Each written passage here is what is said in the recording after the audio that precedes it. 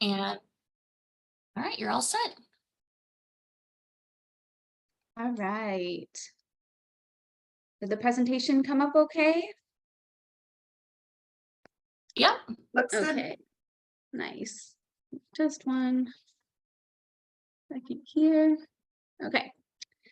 All right, everyone, thank you so much for coming today. Today is Michigan Assistive Technology Programs Tech Tuesday, and the title of our session today is Introduction to Augmentative and Alternative Communication in AAC Resources in Michigan. And we're presenting today with our community partners from Alt+Shift, Michigan Alliance for Families, along with some information from Disability Rights Michigan. So for questions and some housekeeping today, I'm going to give our lovely chat moderator, Abby, a moment to let us know about some of the things we have available to support your needs today. Oh, you're too kind. Thank you, Caitlin. So basically, if anyone has a question or comment, please feel free to unmute and just ask your question if that's easiest for you, or if you prefer to type in the chat. I will be reading anything that goes in the chat out loud just to make it everything as accessible as possible. And if you have any questions on how to do the muting or unmuting, or if you need help finding how to turn on your captions, we have a live captioner. If you go on the bottom on your menu bar, there should be a CC button where you can click on that to turn on your captions. Also, we have an ASL interpreter here with us, and I'm glad I'm mentioning this just to remind myself to try and talk more at a steady pace, because I get really excited and I talk really fast, and then I'm like, oh, my bad, sorry, captioner and interpreter. And Deanna, I see you have your hand raised. Raising your hand too is a perfect thing. If you want to unmute and ask a question, you can do that. And if you accidentally raise your hand, that's okay too. I love the reaction buttons.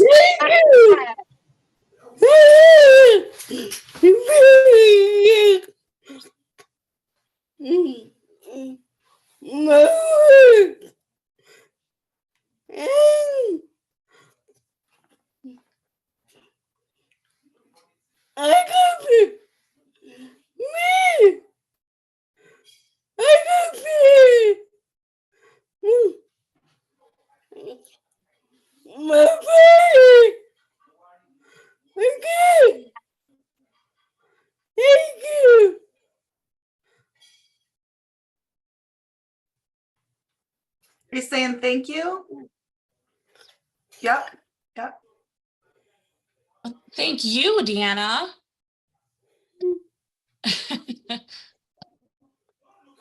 And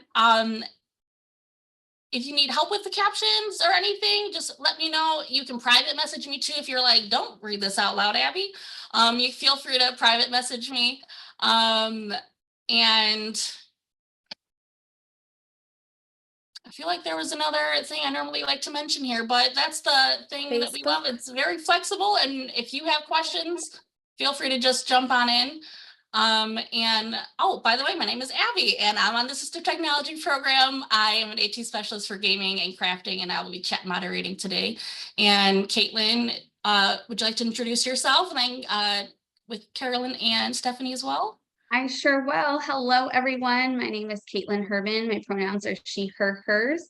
I'm a speech language therapist, and my role at the Michigan Assistive Technology Program is I'm an Augmentative and Alternative Communication Assistive Technology Specialist, or AAC AT Specialist. My email address is caitlin@mymdrc.org. That's Caitlin, CAITLIN @mymdrc.org. And we will also have that available for you at the end in our resource guide. And Abby can send it to you in the chat directly if that's helpful. I'm going to go ahead and turn it over to one of our other presenters, Carolyn, to introduce herself. Hello, everyone. I am Carolyn Parker. My pronouns are also she, her. I am an assistive technology and augmentative and alternative communication specialist with Alt+Shift, which is a office here in Michigan through the Michigan Department of Education Office of Special Education, and we'll talk about that more. My email address is carolyn.parker@altshift.education. And I am so thrilled to be here. Thank you for having me. And then Stephanie, will you introduce yourself as well, please? I would love to. Thank you, Caitlin. I am Stephanie Nichols. I am not a speech language pathologist. I am a parent and I am the training manager at Michigan Alliance for Families, which is totally free information all across the state. And we'll talk more about that later. These phone numbers that you see here from me are statewide phone numbers that will connect you with a local person in the area that you live. So the 800-552-4821 through the magic of technology connects you with the regional parent mentor in your area. Wonderful. And- Thanks, and Stephanie actually, and Carolyn. yes, Kelly, nice. Thank you, Carolyn and Stephanie, for joining us. Kelly did just remind me, we are live on Facebook. So if anyone on Facebook would like to join the Zoom, the link is in the caption there. And also, if you would like to see the closed captions that we have prepared on screen, you can join Zoom because it doesn't show up on Facebook. So once you fill out that registration, you'll automatically just get that link. So you don't have to wait for anyone to approve it or anything. You can just jump right on. Wonderful. Thanks, Abby. And as Abby mentioned, if you have questions at any time, feel free to reach out by unmuting or by popping a message into the chat. All right, let's go ahead and get started. The first thing we have is our agenda. Today, we're going to do an introduction to AAC. When I say introduction, I mean introduction. Almost any one of these slides could be a full presentation on its own. There's a lot of detail and nuance, but there should be enough information to answer some foundational questions for you. And as always, if you have questions about more things or want to know more later, please feel free to reach out to us and we can help get you more information. After we do that introduction to augmentative and alternative communication, we're going to talk about some resources in Michigan.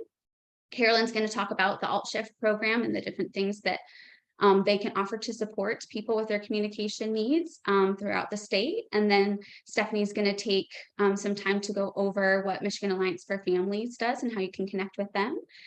We also have a little bit of information to share from Disability Rights Michigan about AT access in schools.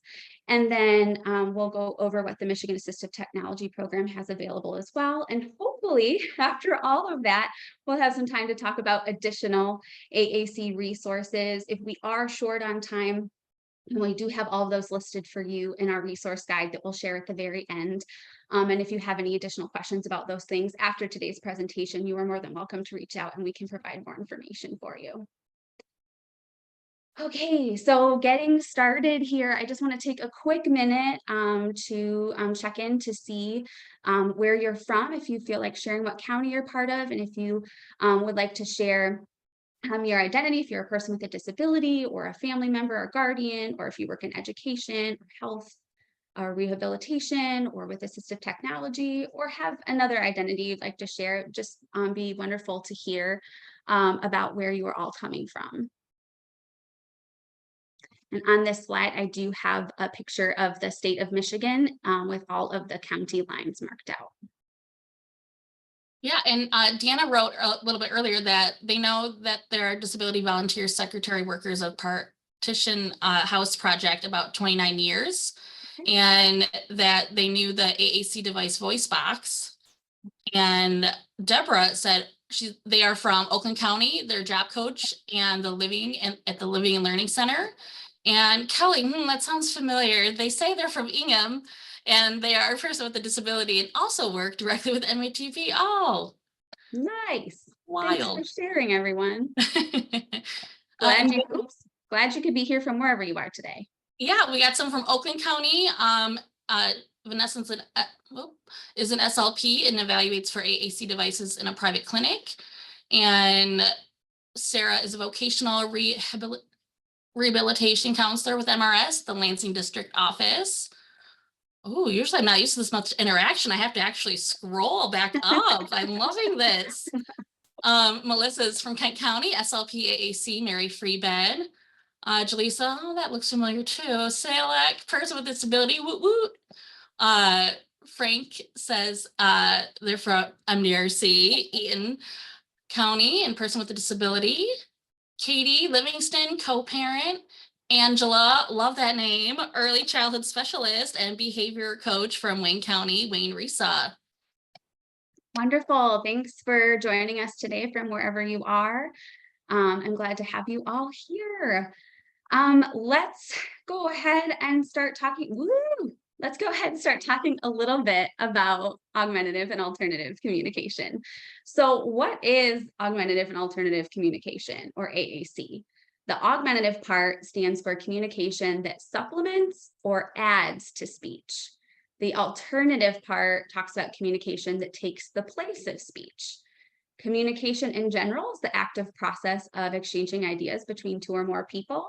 And then when we put all of it together, augmentative and alternative communication, that means or refers to all of the methods or modalities of communicating except for speech. Now, when we say AAC, people often think about like the AAC systems, the high-tech systems, things like that. But AAC also includes things like gestures, facial expressions, body language, drawing, spelling, and writing. Those are ways, in addition to speech or spoken language, that we can also communicate. And on this slide, I have a picture of a hand pointing an index finger, a pencil writing a squiggly line, and a person with long black hair smiling. When you think of AAC, what do you think of? So I've said, a lot of times we're thinking about like those higher tech systems or, things like iPads and apps and things like that. I would love to hear what ideas or what words come to your mind when you think of AAC or when you hear AAC. You can name an app or a system or a company or something related to therapy or a process of using AAC, or maybe a describing word or a feeling word about AAC. Yeah, we have social connections and independence. Yes, definitely independence. Participation. Mm. I used to think of apps and standalone devices. Me too. When I was new, I was like AAC, oh, that's just the board you point at or an iPad. But it's so much more, obviously, than that. But Casey says accessibility. Yes, wonderful. Yeah, I think those are all, I think that the chat group has kind of picked out some of like the major overarching concepts of AAC. It's that independence, creating social connections, increasing accessibility, and participation in life. Thanks for sharing. I have a little, I forgot to mention, there's a little line drawing of an astronaut on this slide with a megaphone, shouting out for you all to share your ideas. So let's talk a little bit about the types of AAC. There are two main types of AAC. We have unaided AAC and aided AAC. So unaided AAC refers to some of those examples that I mentioned previously related to the body. So unaided AAC doesn't need any external items or tools. You only use your body. So facial expressions, hand gestures, moving your body, taking a person by the hand and leading them somewhere, body language, those sorts of things. To represent this, I have a picture of 3 older adults with white hair, all giving double thumbs up on the slide. Of course, the thing about like gestures, a lot of time, those are very individualized depending on the culture and the area that you are. So there's many aspects to that as well. So we talked about unaided AAC. Aided AAC is AAC that uses a tool outside of the body. Now, one of those that I already mentioned is writing. So like a pencil and paper or pen and paper. That would be considered a light tech or no tech or non-electronic form of aided AAC. Light tech AAC is AAC that uses no electricity. It's often made of simple things like paper or plastic. So examples of that are writing, drawing. There might be printed symbol icons cut out individually or on communication boards or assembled in communication books. That can also be things like 3D printed symbols as well. And then we also have mid-tech aided AAC. That's typically AAC that might use a battery and generate or produce speech, but that also has like more of a limited number of symbols or words that it can have, or oftentimes has a static display. So that might be something like is single message switch. So over on the right side of the screen, there's a little black flat switch that has a red circle button on it. And with a mid-tech device like that, you can record a single message like, I have something to say.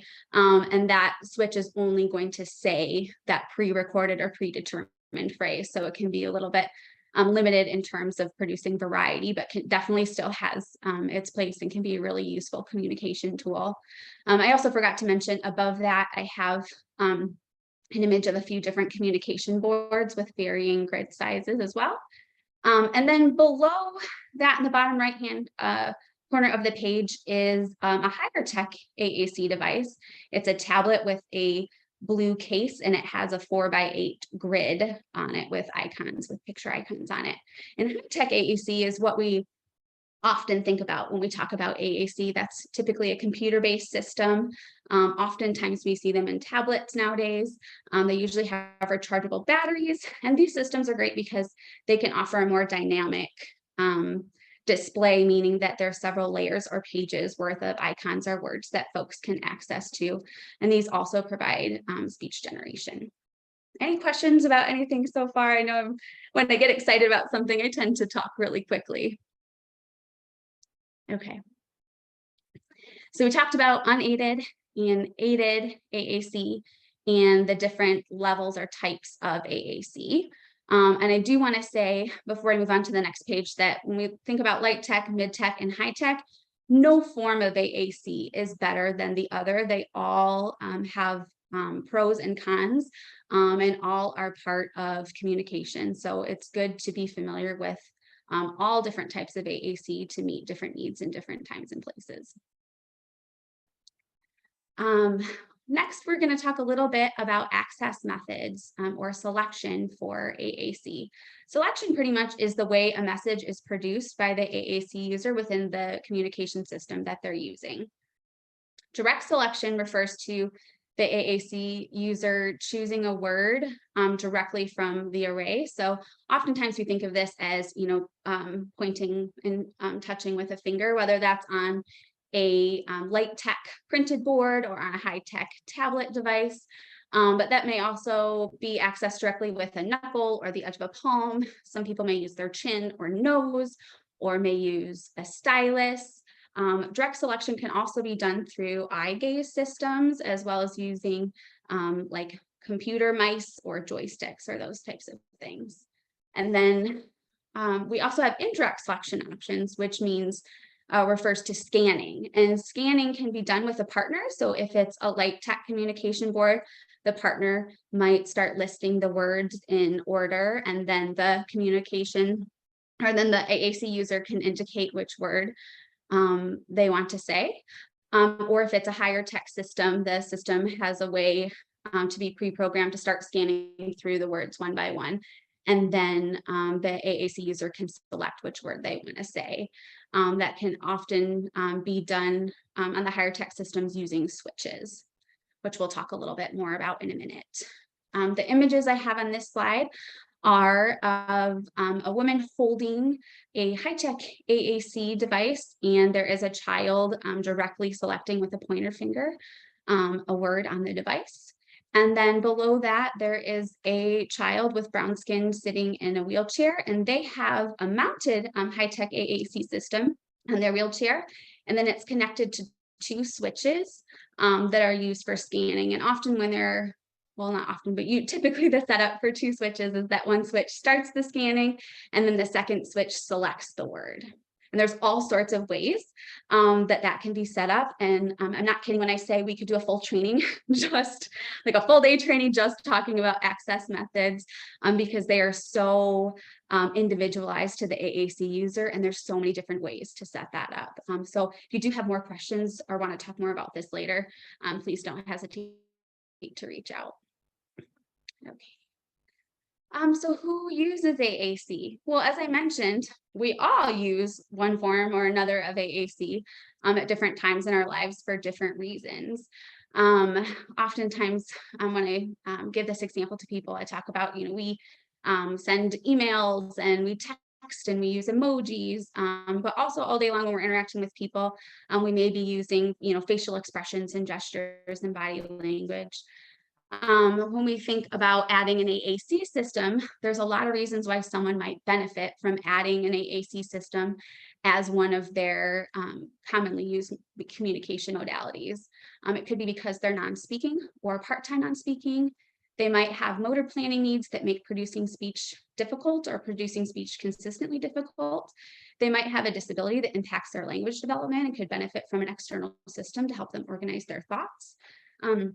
Someone could be recovering from a medical intervention like a recent intubation or perhaps neck surgery, or even sometimes if someone has like significant laryngitis or is a vocal performer and needs to be on vocal rest and needs a different way to communicate. There's all kinds of different reasons why someone could benefit from using AAC.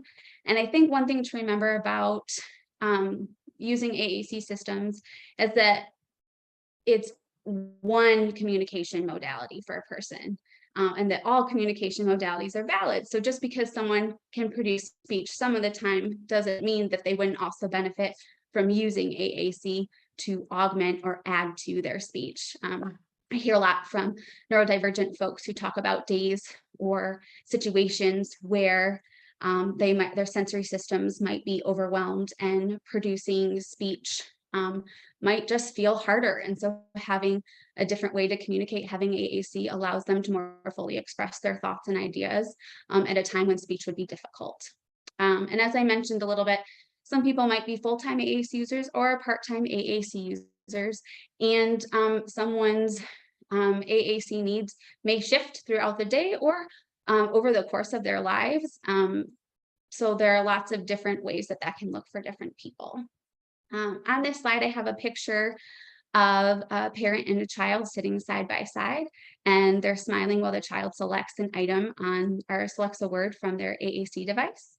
And then below that, I have a drawing of two teenagers. One is using an iPad with a communication app on it, and the other is holding up a smartphone with a communication app on it, and they look a little bit different. And so sometimes as people age or in different situations, they may use different AAC systems. Who can use AAC? Everyone. There are no prerequisites or foundational skills required to start using an AAC system. You don't have to have a certain skill level as far as language development or even knowing how to navigate technology, for example. Everybody can use AAC. Part of figuring out what AAC is best for each individual is part of what we do when we complete an evaluation. But there are no hoops to jump through or things to prove to show that you can use AAC. Everyone is a candidate for AAC. And as we talked a little bit earlier, when I was asking what you think about when you think about AAC, we talked about those powerful words like access and participation and social connection and autonomy and independence. And those are the big reasons why we want folks to have access to AAC and why we don't want to gatekeep and say that someone needs to be at a certain stage or level to use AAC, because access and social communication should be available today, yesterday, your whole life through. There's no reason to wait to introduce an AAC system. On this slide, I have some line drawings of a few different people using AAC. In the top right corner, there is a child sitting crisscross on the floor, and they're holding a book in one side of their lap and an AAC device on the other side of their lap. And I'm taking this to mean this child is reading using their AAC system, and it looks like they're reading independently. Another picture I have on this slide is of a teacher sitting at a U table holding a book up, and the child sitting across from them is using their AAC device to communicate with the teacher. And then you can see there's a peer sitting at the table also who's reading a book. And then a third picture I have on this slide is of perhaps a young child and a teenager, both looking at a communication device and making different hand gestures while they're waiting for the other to communicate. So having access to AAC can increase our independence, like this child reading a book alone. It can increase our access to things like our learning, like the child with their teacher, and it can increase our access to social connection, like it can with the child and teenager at the bottom of the page here. That leads me to talk about the Communication Bill of Rights. I apologize. I know this is a lot of words on one slide, and I'm not going to read it all today, but it will be the link in the chat for you to click on if you'd like that. And it's also in our resource guide at the end. I bring this up. It was developed by the National Joint Committee for the Communication Needs of Persons with Severe Disabilities, or NJC for short. And I bring this up because it's really important, especially when we think about introducing AAC, to make sure that everybody's on the same page about how to create access for the AAC user and what that process should look like. And essentially it comes down to that every single person has the right to express their wants, needs, thoughts, and ideas to who they want and when they want to. And I encourage you to take a moment after today's presentation to read through the Communication Bill of Rights a little bit more. And if you're a parent, it's a great tool to bring in to any team meetings with your child where you're discussing AAC or communication options. If you're a therapist providing AAC evaluations, it's a great thing to share with families. Or if you're any other educator or medical provider or support person, it's a great thing to bring in to the conversation anytime AAC is being discussed, to make sure everyone's on the same page. Okay. So how do we get started with AAC? Typically, I would encourage you to reach out to a speech language therapist who can take the lead on providing an evaluation. Evaluations can look a little bit different depending on the individual's needs and the setting that they're in, and sometimes what the funding source is. But typically, an evaluation process includes the individual's case history. So that looks at things and considers things like someone's medical history, their current medical status, their education, their occupation. And a big part of that is also looking at their access needs. So what vision needs do they have? What hearing needs do they have? What motor needs do they have? What sensory needs do they have? It also looks at their current communication skills and needs. There are communicative competencies we can consider. And when I say communication skills and communication competencies, I'm not saying them as they need to be at a certain level to prove they can use AAC, just merely for the fact that, determining where an individual is at so we can figure out what system will best support their needs now and in the future. We want to look at those things. Also considering how someone processes language. Traditionally, historically, people thought about language development in kind of one way. Now we call it analytic language development, and that's sort of like we start out at the single word level and we build up bigger and bigger to phrases. But there are a lot of people who actually are Gestalt language processors, and that means that they start processing bigger chunks of language at a time. And as their language develops, they break it down into smaller pieces. Now, a lot of our high-tech communication systems, AAC communication systems we have now, aren't necessarily set up for Gestalt language processors. However, there are customizations you can make to better support people who are learning language like that. And again, that could be an entire, just that little bit there could be an entire presentation on its own. So if you have more questions about that, please feel free to reach out. Another big thing. Oh, sorry, I was gonna say, Sarah asked, are schools required by law to provide AAC if needed? And if so, personalized or just generally one size fits all? That is a fantastic question. If a student can benefit, if AAC can help a student better access their education, which includes not just their learning, but also their socializing, absolutely yes. And we're going to talk a lot more about that later in this presentation. Particularly, I know Stephanie has quite a few resources about that for you as well. Yeah, great question.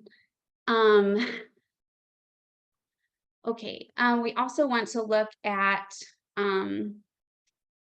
when we're doing an AAC evaluation, we want to look at the individual's language and communication preferences. So what language do they speak? What dialect do they speak? Also symbol needs and preferences. I didn't talk a lot about symbols today, but essentially symbols refer to how the word is represented. It might be done by a photograph or a line drawing or a color drawing, or it could be a word. Completely depends on the individual's needs. And also one thing to consider is the long-term communication goal.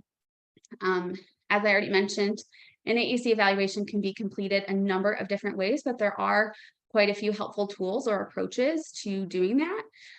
The SET framework developed by Joy Zabala is a fantastic framework to use for assessing AAC needs, but also any assistive technology needs.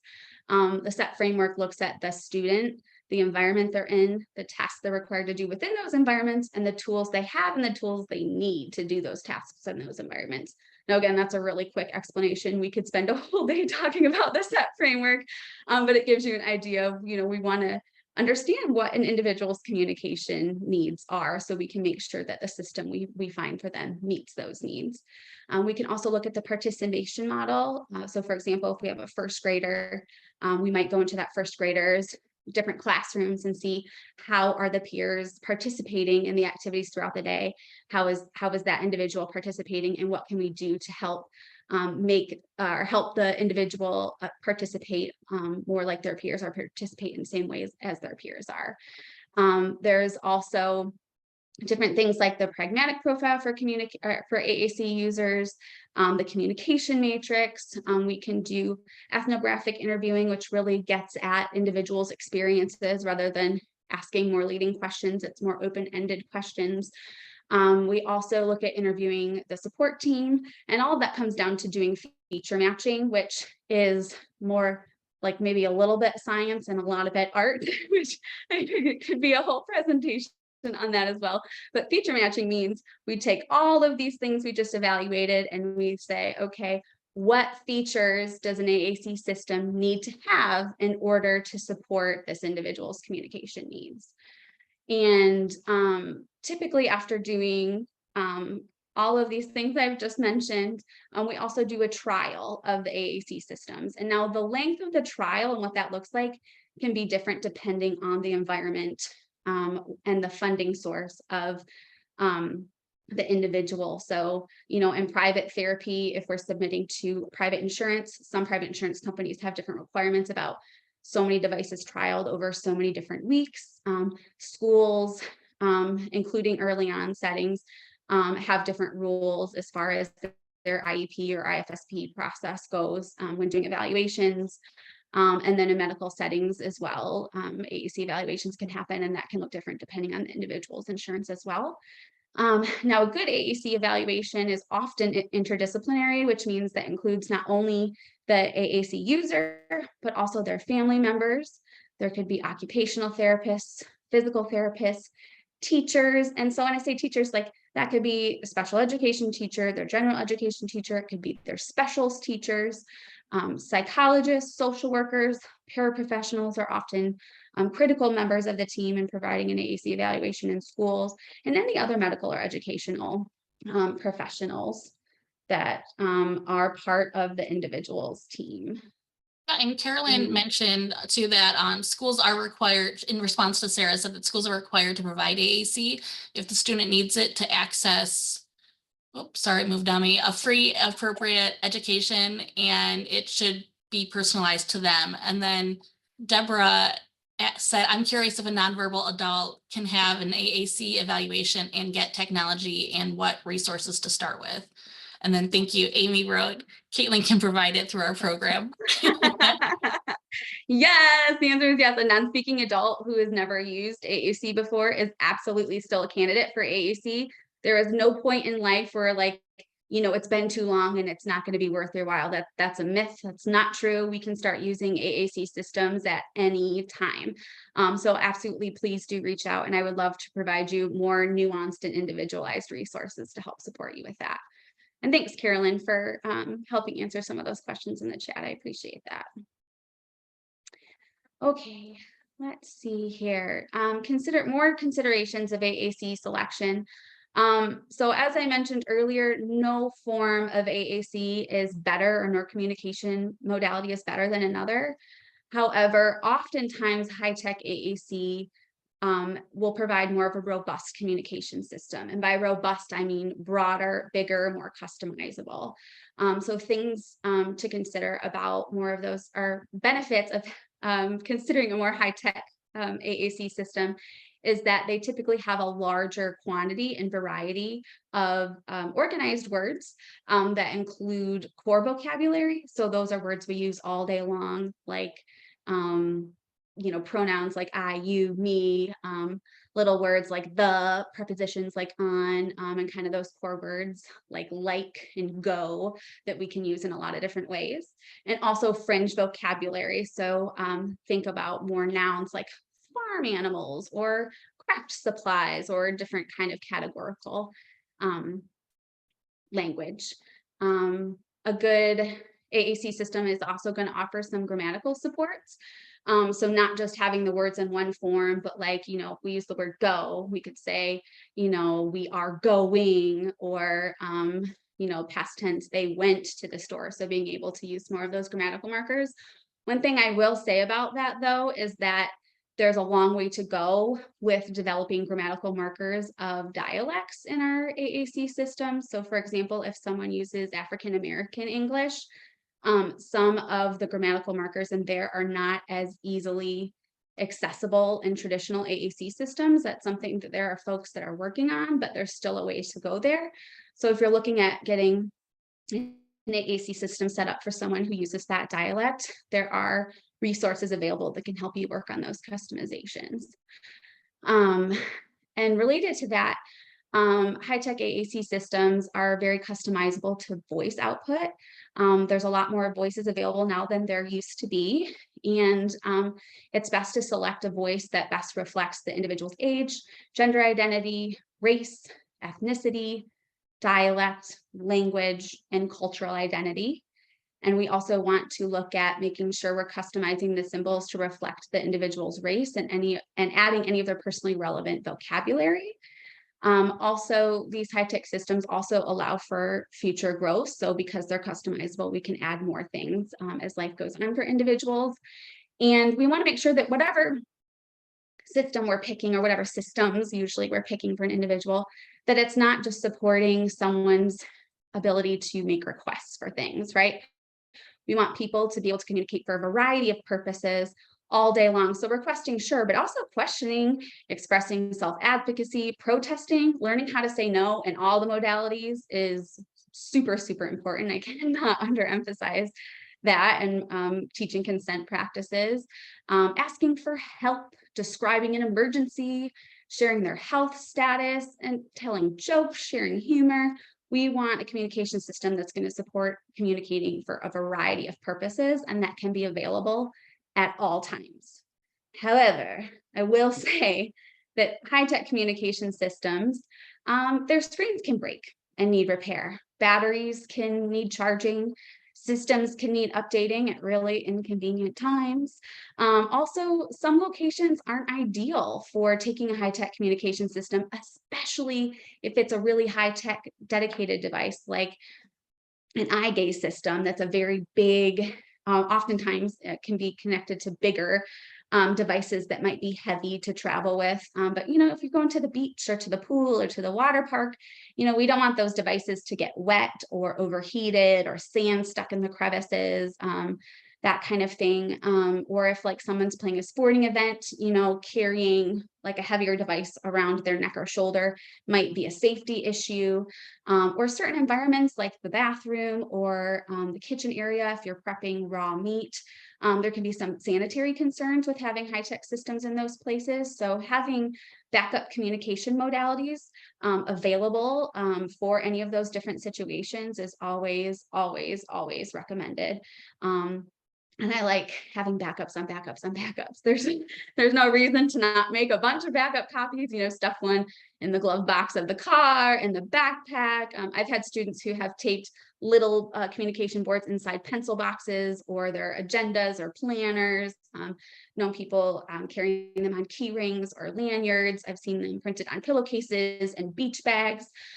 I've helped students waterproof them and add them to pool noodles. So we could take them in the pool so that they could communicate well in the water. There's all kinds of different ways to set that up, but I recommend making considerations for those backup methods from the beginning.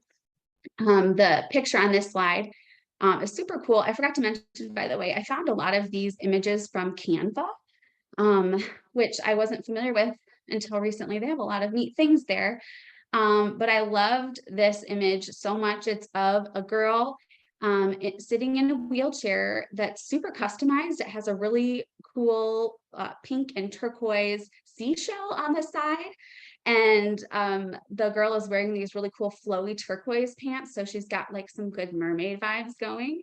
And you can see attached to her wheelchair, she has a high-tech AAC system mounted on an arm.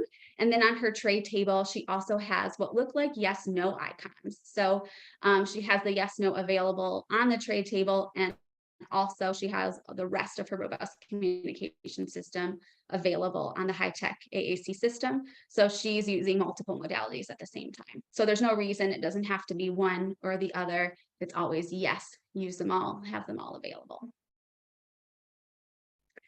So how can we support someone who is learning to use AAC? Creating a language-rich environment by providing modeling is key. Now, when I say modeling, I don't mean modeling as in imitation, like I do this and you do the same thing. I mean modeling with the languages for the sake of providing the language, providing the example of the language. This can be known as aided language input or natural aided language or aided language stimulation. And there's whole day trainings on how to support people with this process. But what it comes down to is using the device to communicate throughout the day in a lot of different contexts for the individual. And remembering that the communication is an invitation, not a demand. So for example, you know, if there's a child who's learning to use their high-tech AAC system, they're pointing to a box of cookies up on the shelf. You see the box of cookies, they see the box of cookies. Everybody knows like, oh yeah, like they're asking for the cookies. That's your normal routine of asking for the cookies. Having them use their high-tech device to ask for cookies might create a little bit of frustration there. But what you could do as the communication partner or as the partner supporting a language-rich environment is you could use their device and say, oh, cookies, you're asking for cookies, let's get those down. So you're inviting them to use the device. You're showing them how you could talk about cookies on the device, but you're not necessarily making it a requirement. It's not a demand on them because their other AAC, their gestures already communicated to you what they want. Now, there's a lot of nuance in teaching individuals how to use AAC systems, but I think it's important to remember that always we're not demanding or requiring people to use their AAC systems. We want people to be independent and autonomous and decide for themselves how they would like to communicate. Another thing we can do to support individuals learning AAC is remember that, to acknowledge all communication made by the individual and make meaning of what they say or what they aren't saying or what they're expressing, even if we think it's a mishit or if they hit a button they didn't mean to on their AAC system. Remembering that all communication has value and that no communication modality is superior to another, and that the goal is communication. Another thing we can do is to allow for processing time. People whose main modality of communicating is speech often expect a quicker back and forth. And if that's what you're used to, sometimes you may feel awkward or a need to fill in the silence while someone is typing out or accessing or formulating what they want to say on their device. But I encourage you to be patient and to take a deep breath and to live in that silence and give that individual the opportunity to say what they want to say, especially while they're learning. It can take a little bit longer. And if your attention drifts away, then that person might not be as motivated to communicate with you the next time. So stay engaged and stay patient and try not to question, give them the opportunity to respond. Another thing we can do to support someone who's learning to use AAC, and anybody who uses AAC, is to be aware of and honor their alerting method. Some people might use a gesture or a tap on the table or make a vocalization or have a button they press on their device, or maybe they use a single message switch that says, I have something to say. So make sure you understand what that is for the individual and that you can pay attention to that. So if someone's working on developing a sentence or a longer sentence to communicate with you, that you know they're telling you they want to communicate with you. And last but not least, we want to treat someone's AAC like their voice. We don't take it away for any reason. You know, sometimes reasons happen, like, you know, batteries needing charging or screens breaking that are out of our control, but we don't ever want to take away someone's AAC system because they're, you know, they're just playing on it, or they're, you know, maybe being a little rough with it or that kind of thing. We want to make sure that we're treating it like their voice and being respectful of it, like it's part of that person's body, and making sure that it's always available to them. And part of respecting it, as I mentioned, is making sure that we have backup systems for if something happens to their main modality. On this slide, I have a picture of an adult holding a high-tech AAC system with a child sitting on the floor in front of them, touching buttons while it looks like they're playing with cars. And then I have a photo of an adult with long hair holding a communication book and pointing to an icon on there as well. Any questions about that very quick, not quick introduction to AAC? Megan, feel free to unmute and ask or type in the chat. Mhm. Okay. I will turn it over to Caitlin Parker to talk about Alt+Shift. Woohoo, Carolyn. Yay, thanks, Caitlin. I love hearing you talk about AAC. So I am thrilled to be here today to talk to you about Alt+Shift. Alt+Shift is a grant-funded initiative through the Michigan Department of Education Office of Special Education. And our grant is funded through the Individuals with Disabilities Education Act. So that's where our funding is coming through. So we really focus on the education side of things here in Michigan, but we have a lot of resources available to other individuals, parents, families, or outside service agencies. So I know some of you said that you worked as a therapist in an outside agency, and so we have something for you as well. But mostly we deal with the education side of things here in Michigan. So our mission is that we collaborate with educators and families to improve outcomes for every student. So we really try to bridge the gap between general education and special education and give really good strategies and content that works for every educator, regardless of your students' needs that you work with. Our office is tasked with covering 4 main content areas. So we work in accessible digital materials, assistive technology, communication and literacy, including augmentative and alternative communication, and also math. So if you have interest in any of those areas, or even just spark of an interest, we have resources available to you. On the next slide, you can see our team. Our team is small but mighty. So there are 8 of us that work full-time for Alt+Shift. Kate and Jeff, our top photos, are our administrators or directors. We have Cheryl and Ashley, who work in our main office in St. John's and do some really, really amazing behind the scenes work for us. We would not be able to function without them.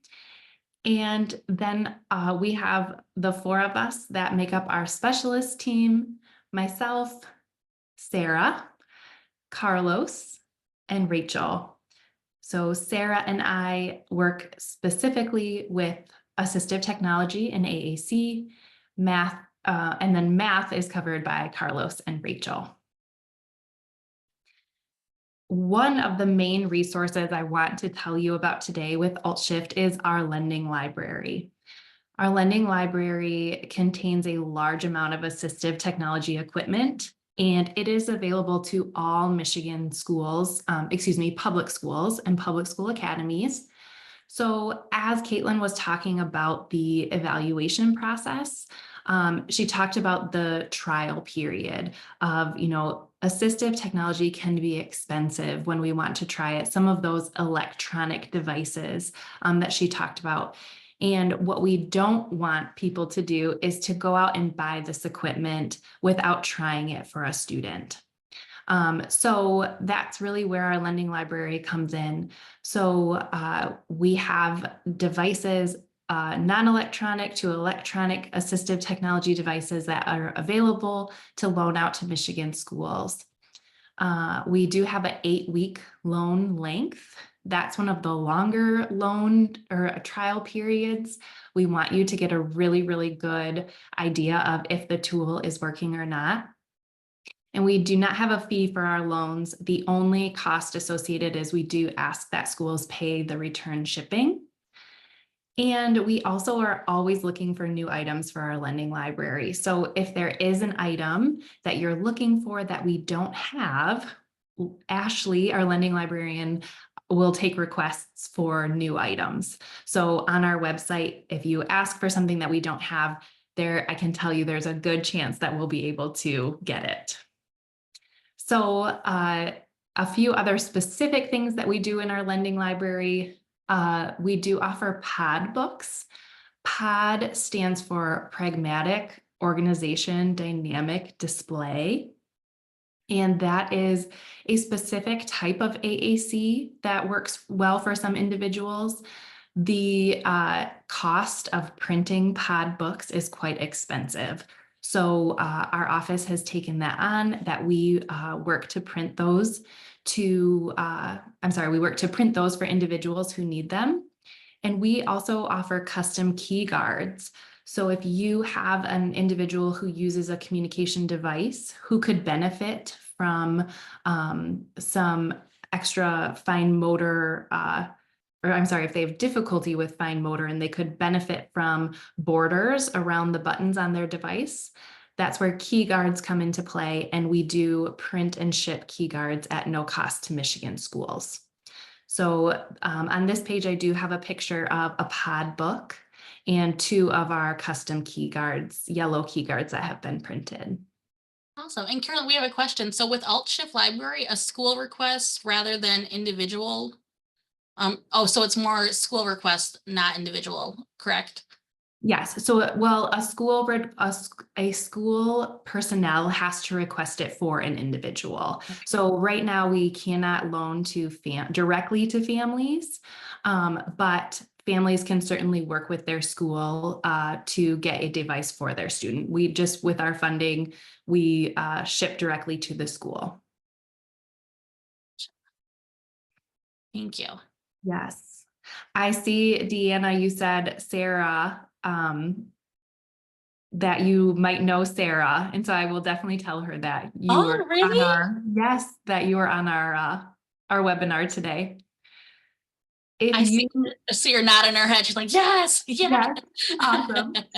If you need to contact our lending library, anyone can go on our website, altshift.education/lending-library. Any individual can go on and look at the inventory in our lending library. Like I said, if you are not an individual that works in a school, but you think there is a device that might work well for someone you work with, you can absolutely work with a school agency to request that device. Ashley, like I said, our lending librarian is wonderful. You can email her directly, lending.library@altshift.education if you have questions, and she is great at connecting people with devices that could be useful to them. So please, please, please reach out to Ashley. And I went ahead and put that link in the chat for everyone too. Yeah, awesome. Thank you. And Deanna's like, I knew her. Yes. Yeah. Awesome. She'll be so excited. That's awesome. All right. The other resource we have through our website, and this is available to everyone, is we do have online modules in 4 different training courses. So our online modules are great because you can go at your own pace in learning. They typically use a combination of video, text, and some practice or reflection opportunities. But our current modules, we have 1 for each content area. So we have a course in accessible materials made right, if you're interested in learning more about accessible digital materials. We have the assistive technology journey, if you are interested in learning more about the broad array of assistive technology that's available. Our course that's specific to AAC is called Building Blocks to Autonomous Communication. So this covers a lot of what Caitlin has already mentioned today, and also goes deeper into AAC and providing that to individuals. And then we have our Foundations of Math course that really looks at math instruction and how to cater our math instruction to best meet the needs of all students. Like I said, those are available on our website. Another awesome thing we do, and one of the things I love most, is our statewide trainings. So our statewide trainings are either live virtual events like this, or in-person trainings. And these are offered, oh, I see Deborah asked, are they free trainings? Yes, they are. Our online modules are free. Our statewide trainings do typically have a cost associated with them to help cover, the cost of the space and things like that. But our statewide trainings are open to educators, family, any outside service personnel. We want everyone to have access to the information if they can. So you can see our current winter offerings.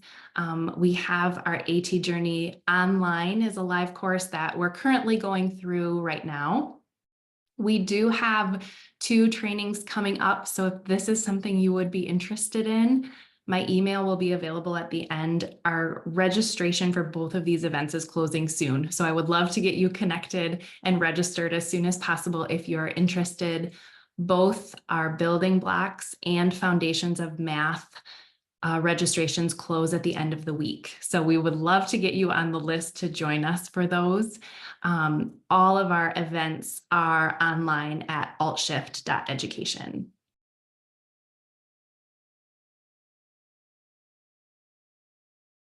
The final way that we support our school districts here in Michigan, which is a little bit more specific, is that we do partner with intermediate school districts in Michigan. So if you are an educator who is part of your intermediate school district and you are looking at one of our course content areas to bring to your area, I would encourage you to reach out about a partnership. So Alt+Shift comes in and we work with a team from the ISD to bring in training and resources surrounding those 4 content areas. So again, we look at building the capacity of educators to improve learning for all students, not just specifically general ed or special ed, but all students involved. So, Sorry, I was muted. I was going to say, sorry. Deborah asked, does the AAC class actually delve into how to use specific AAC? we do talk about AAC implementation, and we cover a lot of different devices. We give opportunities to practice with different devices, but we don't talk a lot about 1 or 2 specific tools because students typically use such a wide array of devices. Deborah, if that answers your question. And Deanna just commented saying that they would like to learn the device. Oh, awesome, Deanna. All right, so when to contact us. So I broke this down by educators and parents, but it should say educators or therapists or, outside agencies. So if you are an educator looking to trial assistive technology equipment, our lending library is available to you. If you want to expand your learning via online modules, parents, educators, therapists, we would love to have you get in touch with us. or if you're looking to expand your learning via an in-person training. If you want to go sit in a room with someone, we love that. Again, parents, educators, therapists, we would invite you to get in contact with us. And then specifically for your educators, if you're looking to expand your district's capacity to support all learners, we would love to engage in a partnership. So the last slide I have is our contact information, our website again. Oh, Abby, I see you're on it, putting that in the chat. So our website is Alt+Shift.education. We do have a newsletter that comes out monthly with our events. And we do have also an events page on our website that is the most up to date with trainings that we offer. But you can also contact me directly at carolyn.parker@altshift.education.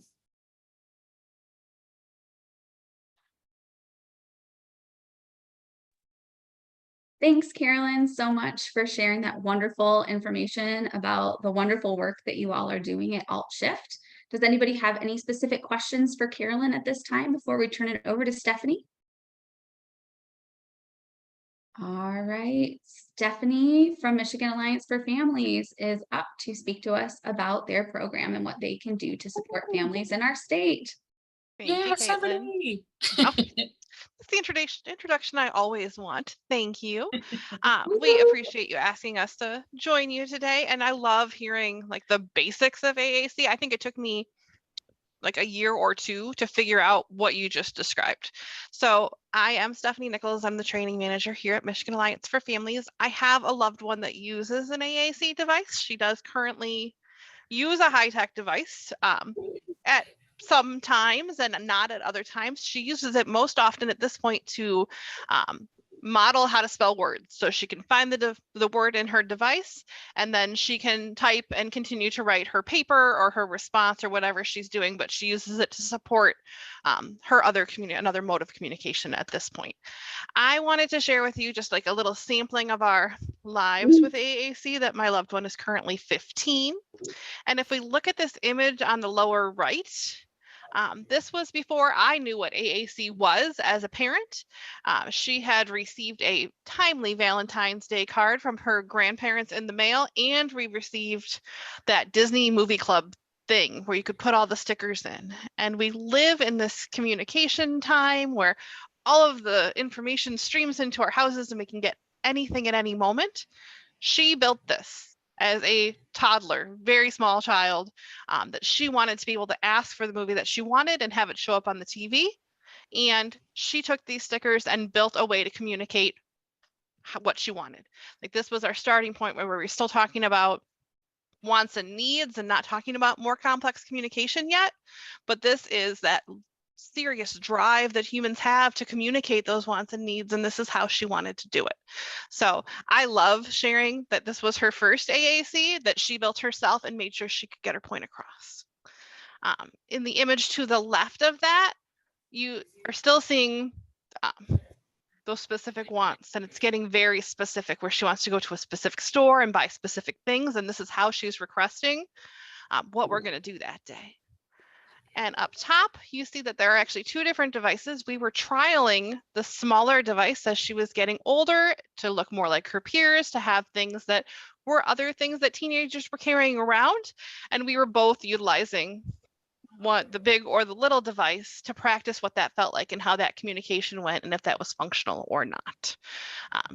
If you're curious, she does currently carry the smaller one, the one that can slide into her purse just like everybody else's phone does. So that is a little smidgen of information about my household and our experience with AAC and how passionate I personally am about this topic, and how glad, Caitlin, I am that you invited us to come talk about this. Now I want to zoom out a little bit and tell you about Michigan Alliance for Families. If we can go to the next slide. This is a whole bunch of different members of our staff, and these are all people that have a loved one like I do that currently receive or previously received special education supports and services. So Alt+Shift said, we are for everybody. Michigan Alliance for Families is really for family members of students that currently or previously received special education supports and services, that we all have that lived experience.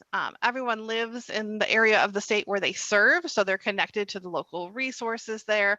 They know how to get you in touch with those people. And one of the really fantastic things is that we all have these different lived experiences, and we're able to pool our knowledge, share it with each other, share that expertise, share our knowledge that we have from different trainings and different information, and then share that out with families. So it really allows us to be impactful across the state, that we come from different households where we have different experience, different work experience, different life experience, but we were all already trying to have impact in our communities.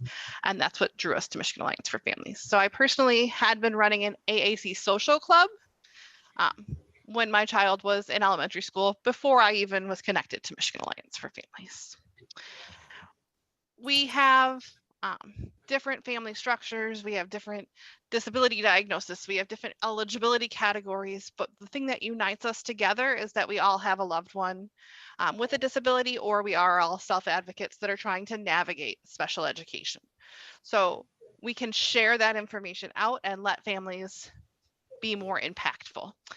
I think that gives you a pretty good idea of kind of who we are at Michigan Alliance for Families. If we want to go ahead, let's dive into kind of what we do. We help families better navigate what their rights are within special education. We saw something in the chat earlier. Somebody said, oh, does this happen through an IEP? And that's a question that we hear across the state, that people don't know what their rights are. We are totally free parent training and information. So we help families understand our federal law, the Individuals with Disabilities Education Act, IDEA. We help them understand what that looks like in Michigan and how that's implemented through MARSH, the Michigan Administrative Rules for Special Education. It really defines those requirements for special education. And when you know what your rights are, you can have a more collaborative conversation. You can say, we have to consider assistive technology for every student with an IEP. Have we considered that for my child? What does that look like? If we think about the broadest strokes of special education in this country, like we think about the purpose of special education, if we want to go ahead to the next slide, the purpose is really to make sure that eligible students with disabilities receive the free, appropriate public education that they need. So it is tailored to that one human being to meet their specific needs and prepare them for the future. And that needs to be in the least restrictive environment. Families don't know these pieces, and students don't always know how to self-advocate for these pieces.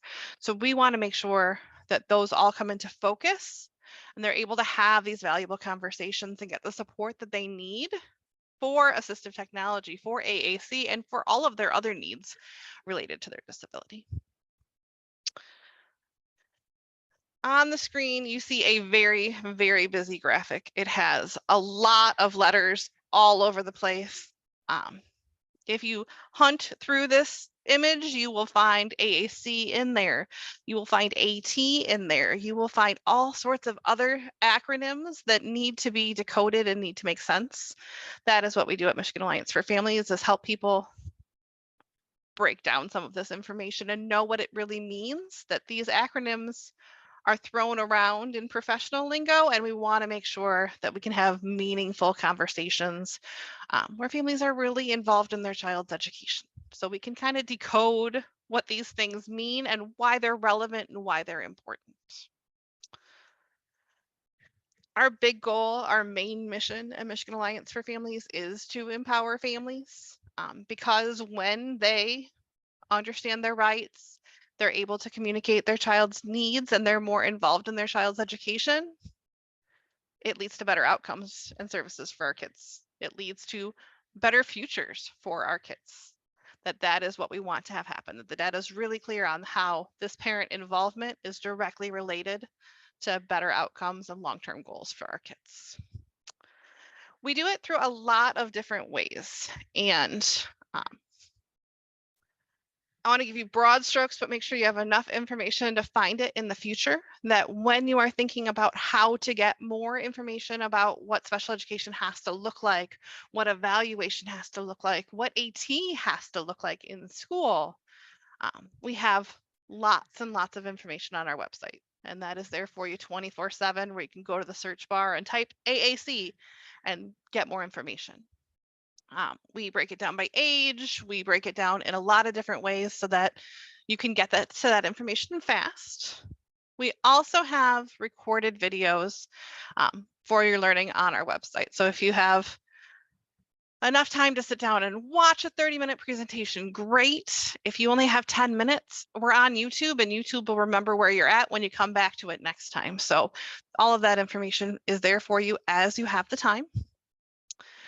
We also have learning opportunities that are primarily primarily virtual. Let's get that word correct. I apologize.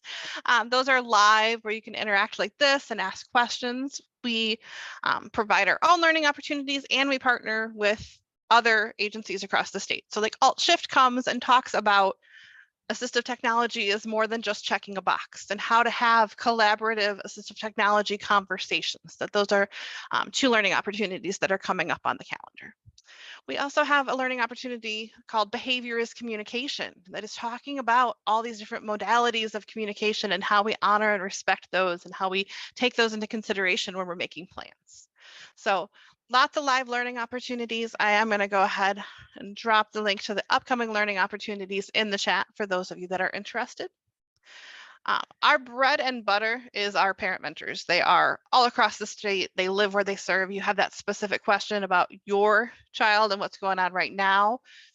They provide one-on-one assistance. They connect you with the local resources. They connect you with the statewide resources. They make sure you have those pieces in focus of what you need and how you can get connected with more agencies and more information across the state. One of the things we find as families is like you feel like you're alone on an island and there's nothing. And then you get connected to one spot and the web grows really fast, that once you find that good connection point, you get everything that you were hoping existed. You just didn't know where to find it before. So we want to be that connection point that gets you connected with the information that you need. We also have a lot of partner agencies across the state that we refer to, and we know what they do, where we can say, this may be a good fit. You may want to connect. You may want to check this out. And we want to make sure that families are getting to all of those connection points. Yeah, and Sarah mentioned in the comments that they share your alternatives to guardianship recordings with students and their families all of the time. So thankful for all of the resources available on your website. Thank you, Sarah. I'm glad to hear that. We also have a supported decision-making presentation that's coming up that is fantastic and complements that alternatives to guardianship recording, and will be added to the library within, I'm going to say, the next 6 weeks. It'll be in there, that we will be able to have that video also. So lots of great information that's out there. Special education in Michigan is from birth, can go all the way through age 25 to age 26. We support all of those ages. We support all of those stages.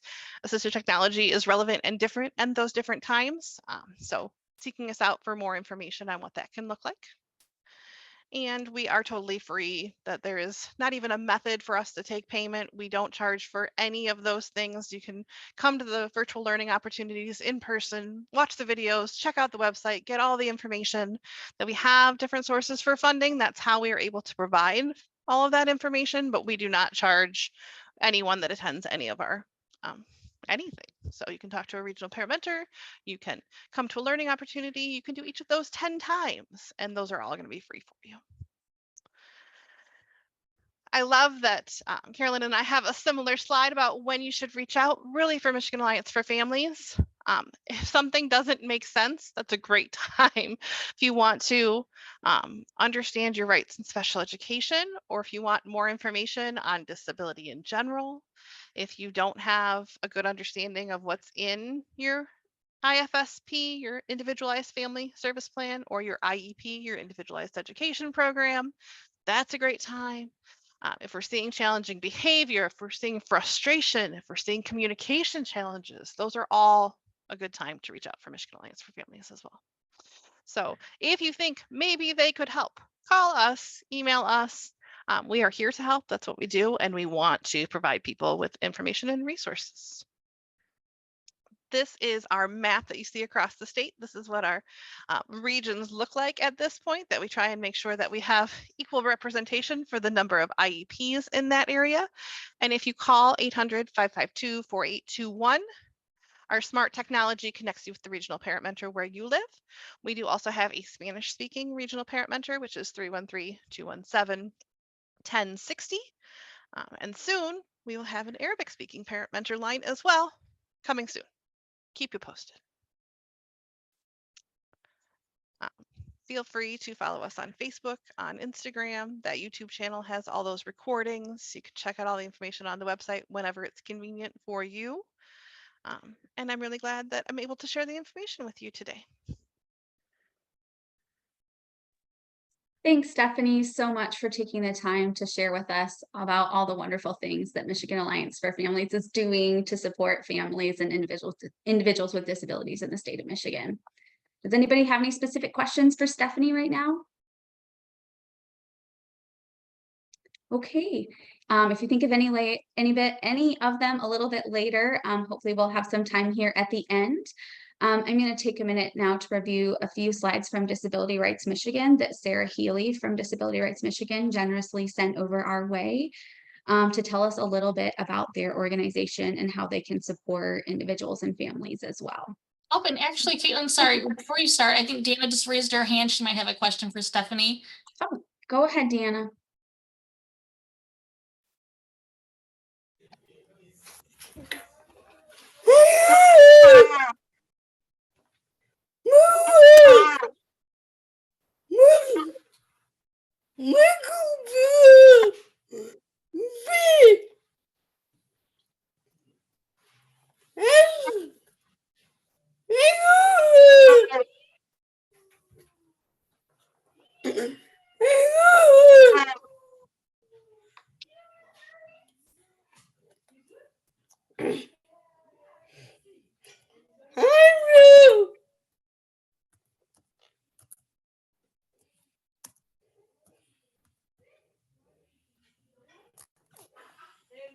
Oh, you know Stephanie? Oh, okay, yeah. And sorry, at first, when you first started talking, so weird feedback, at least on mine. But nice.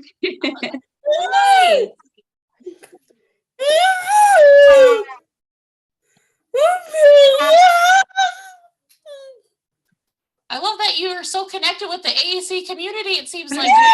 Yeah. That's awesome. Thanks for sharing, Deanna.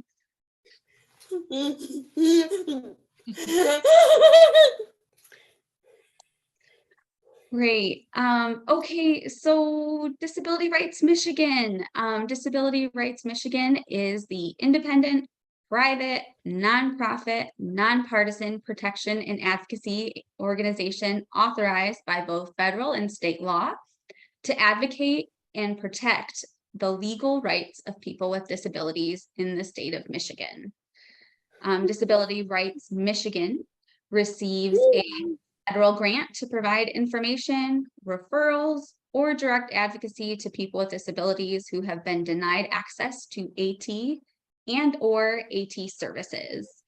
And Disability Rights Michigan works to ensure that all people with disabilities in Michigan can get the AT and related services they need in order to live more independently. When should you contact Disability Rights Michigan? If you have questions about what type of AT is available or are trying to figure out what type of AT you need, they might refer you over to the Michigan Assistive Technology Program for more individualized support. But they also have some resources available too. In the resource guide we'll share at the end, there is a link to one of their YouTube videos that it does a really nice job explaining the basics of AT or assistive technology.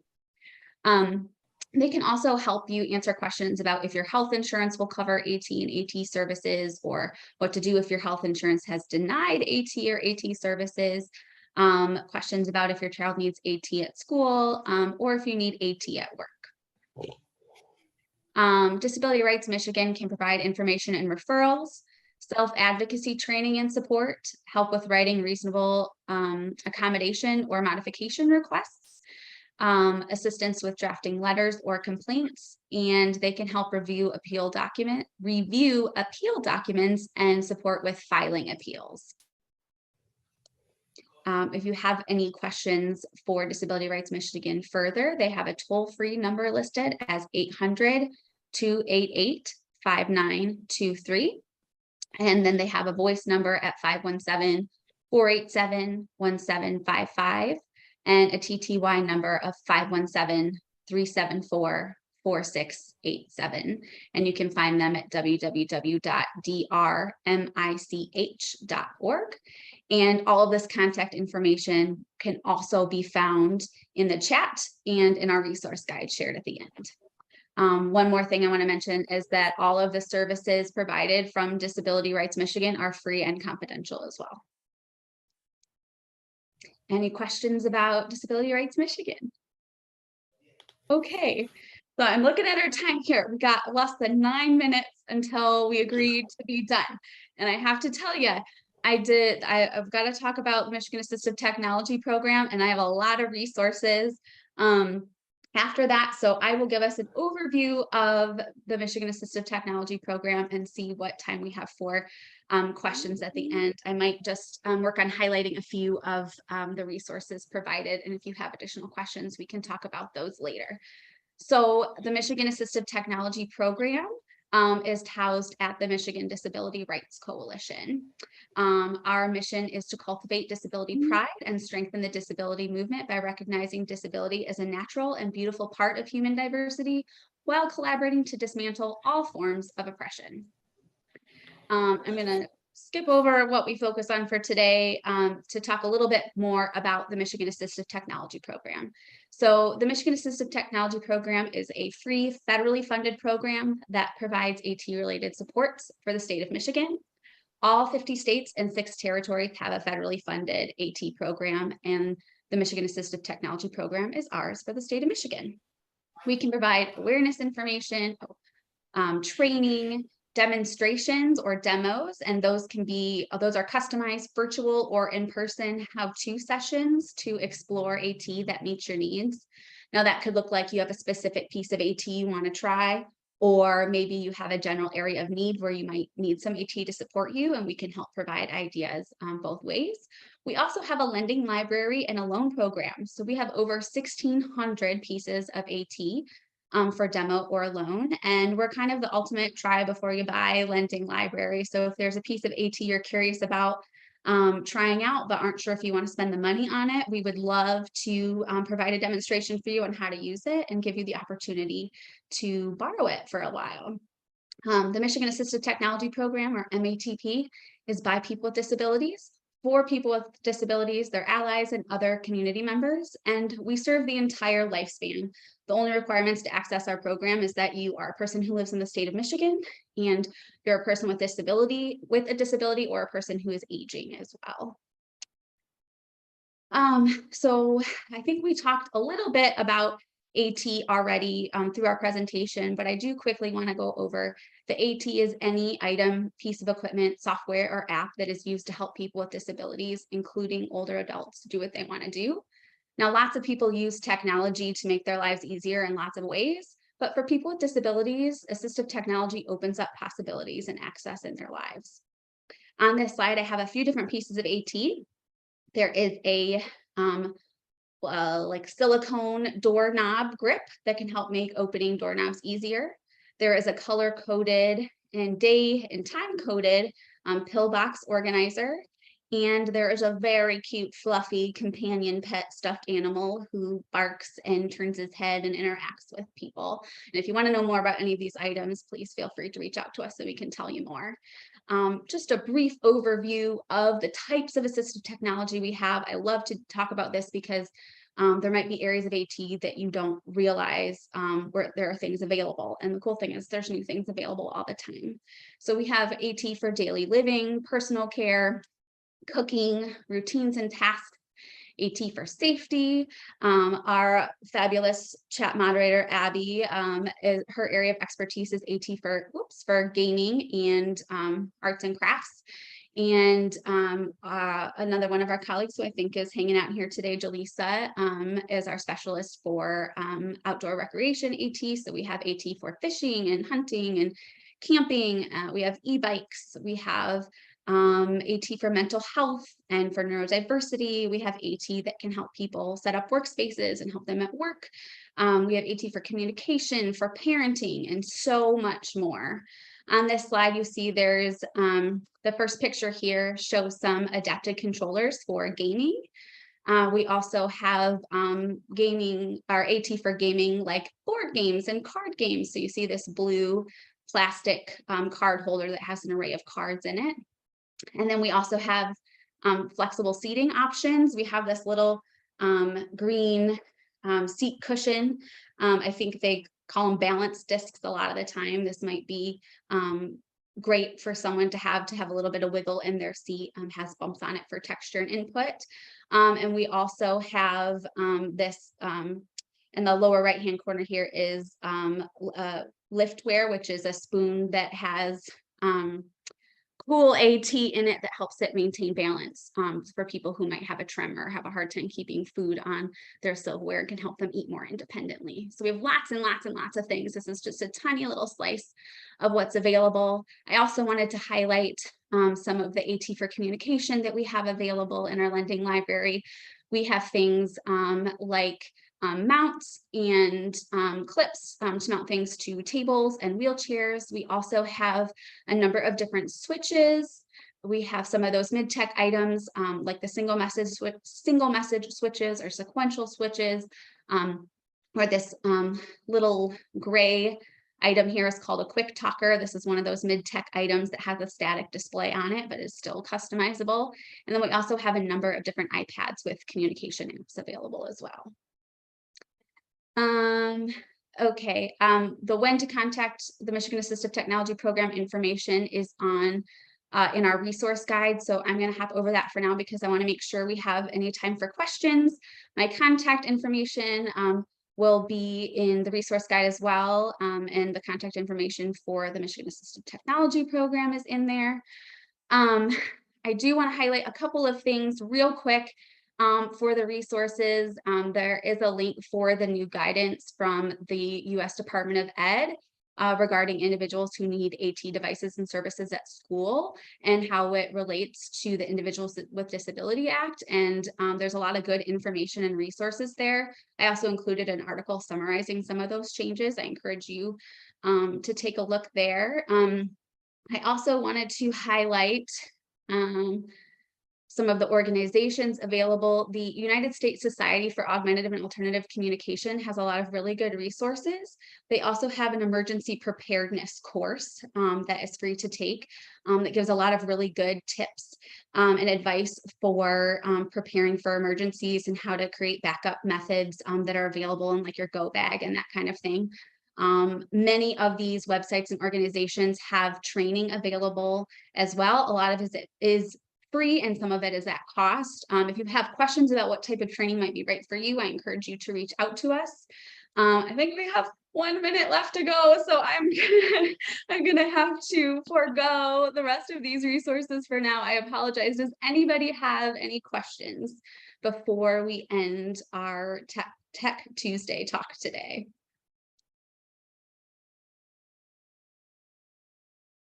Feel free to type in the chat or you can unmute. Also, Caitlin has so many good links and resources. I love me a good link. And there's a lot of cool stuff about like following people on social media and like books. So I'm excited to check it out, and I already have access to this, but everyone will have access to this. I got a lot of thank you. So thank you from Kelly. Stephanie says so much great information. Thank you, Caitlin. This presentation was recorded. Yes. How do I access it to watch it later? A lot of thank yous. So yes, it is recorded, and actually thank you for the reminder. I'm going to stop that recording. It's also live on Facebook at the moment.